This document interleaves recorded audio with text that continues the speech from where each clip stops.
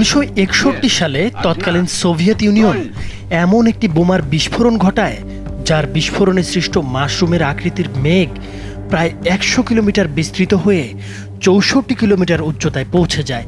বিস্ফোরণে সৃষ্ট অগ্নিগোলকটির ঝলকানি 1000 কিলোমিটার দূর থেকেও দেখা যায়।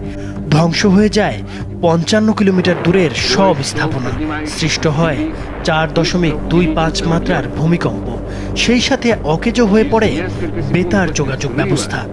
এটি এখন পর্যন্ত বিশ্বের সবচেয়ে ভয়ানক মারণাস্ত্র। Полевой столб, поднимающийся с земли, быстро увеличился в объеме.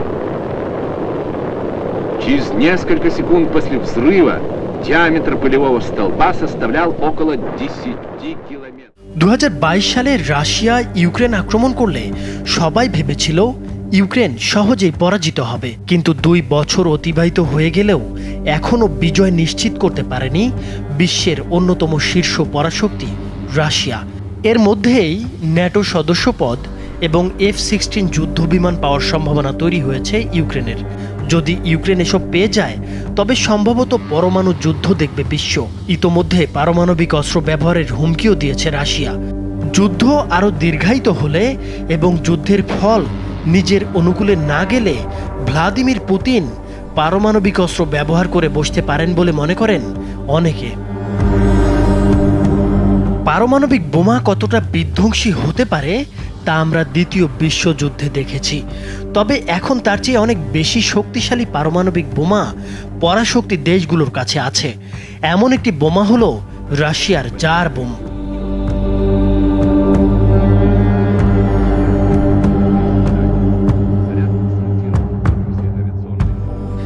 দ্বিতীয় বিশ্বযুদ্ধে জাপানের 2টি শহর ধ্বংস করা লিটল বয় আর ফ্যাটম্যানের চেয়ে জার বোমা 1000 গুণ বেশি শক্তিশালী। প্রকৃতপক্ষে জার বোমা হলো এখন পর্যন্ত মানুষের আবিষ্কার করা সবচেয়ে বিধ্বংসী পারমাণবিক বোমা।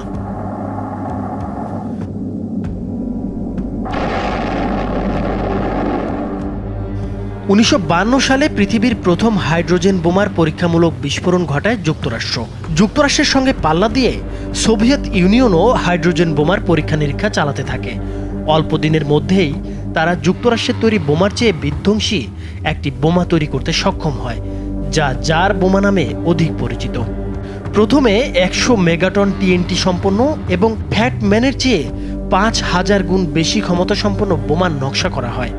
তবে এত ক্ষমতা সম্পন্ন বোমা বহনকারী বিমান বিস্ফোরণের পর ফিরে আসার মতো পর্যাপ্ত সময় নাও পেতে পারে। এই চিন্তা থেকে বোমার ক্ষমতা অর্ধেকে নামিয়ে আনা হয়। বোমাটি তৈরি করার পর এর ওজন দাঁড়ায় 27 মেট্রিক টন, যার দৈর্ঘ্য 8 মিটার এবং প্রস্থ 2 মিটার। বোমাটি তৈরির পাশাপাশি বোমা বহনের জন্য একটি বিমানকেও উপযোগী করে তোলে সোভিয়েত ইউনিয়ন। এছাড়া বোমাটি নিক্ষেপ করার পর বহনকারী বিমান যাতে নিরাপদ দূরত্বে চলে যেতে পারে সেজন্য বোমাটি প্যারাশুটের মাধ্যমে নিক্ষেপ করার পরিকল্পনা নেওয়া হয়। তা সত্ত্বেও বহনকারী বিমানটির চালকের বেঁচে ফেরার সম্ভাবনা ছিল মাত্র 50%।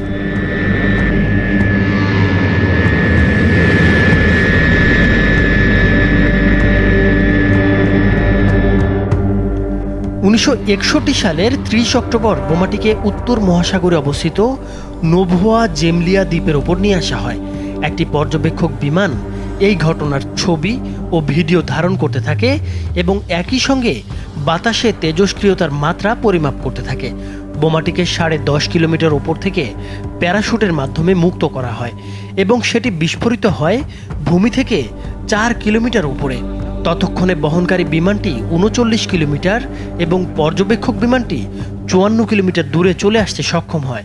তা সত্ত্বেও বিস্ফোরণের শকওয়েভ বহনকারী বিমানটিকে 1 কিলোমিটার দূরে ভাসিয়ে নিয়ে চলে যায়। তবে ভাগ্যক্রমে বিমানটির কোনো ক্ষয়ক্ষতি হয়নি। বোমাটির বিস্ফোরণে 56 মেগাটন টিএনটি নির্গত হয়।